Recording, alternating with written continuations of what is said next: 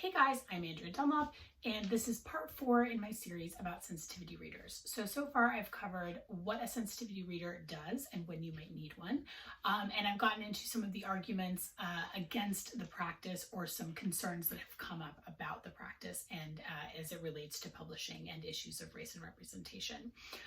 So there were a few books that came up in almost everything I read about sensitivity readers, and so that prompted me to want to do a deeper dive into those books and what happened around them. So these were books that came out of the YA and children's book world, which is not the conversation that I'm super tapped into because I'm an adult author. So I was kind of doing a deep dive and looking back. What I'm going to be offering here, I want to just have the caveat that these are kind of, I'm recapping the conversation and what I sort of found out about these books.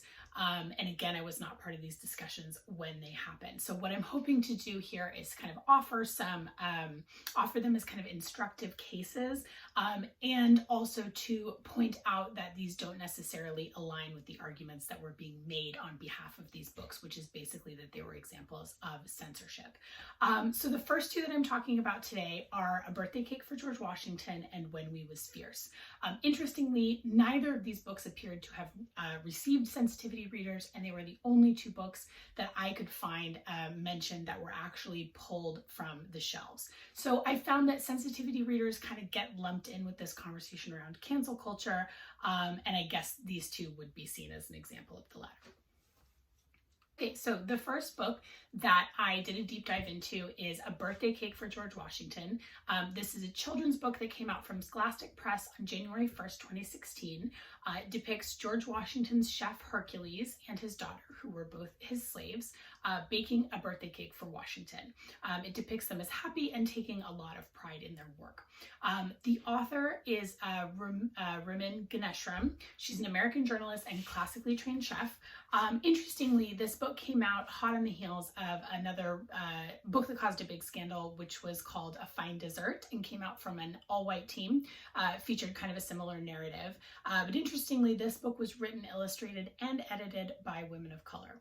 So the controversy here is that the book depicted images of smiling, happy slaves who were contented, and readers worried that this could sort of undermine children's understanding of the horrors of slavery. So both the author and the editor initially wrote impassioned defenses of the book, saying that their intention had been to uplift the work of a man who was widely considered to be America's first celebrity chef.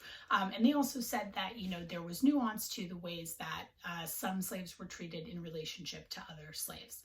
However, even in the book, there was an author's note from Ganeshram that mentioned that that Hercules did eventually escape and leave his daughter behind. So the result was eventually Scholastic ended up agreeing with critics and pulling the book.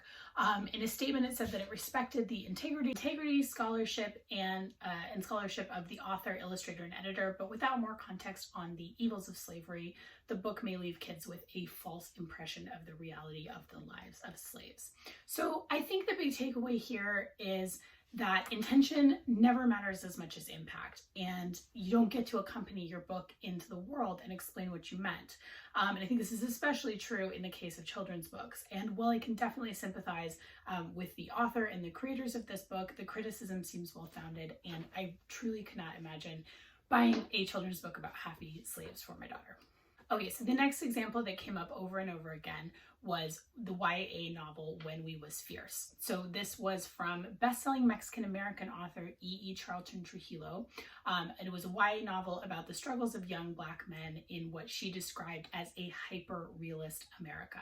So this book was written in a made-up dialect that resembles, and is clearly meant to resemble, African-American Vernacular English, or Ebonics as some folks know it.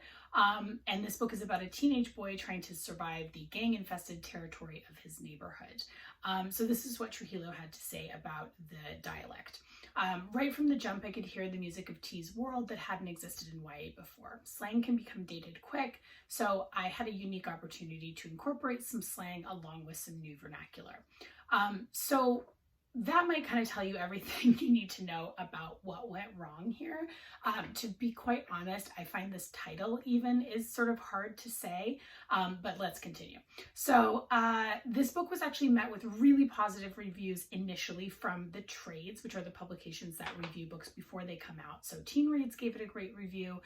Kirkus, Booklist, and Publishers Weekly all gave it a starred review. Library Journal gave it a positive review. So it's pretty much the entire spate of trades. Publishers Weekly called the book a heartbreaking and powerful modern American story, and Kirkus referred to the novel as a compassionate, forceful look at the heartbreak and choices that these Black boys and men face.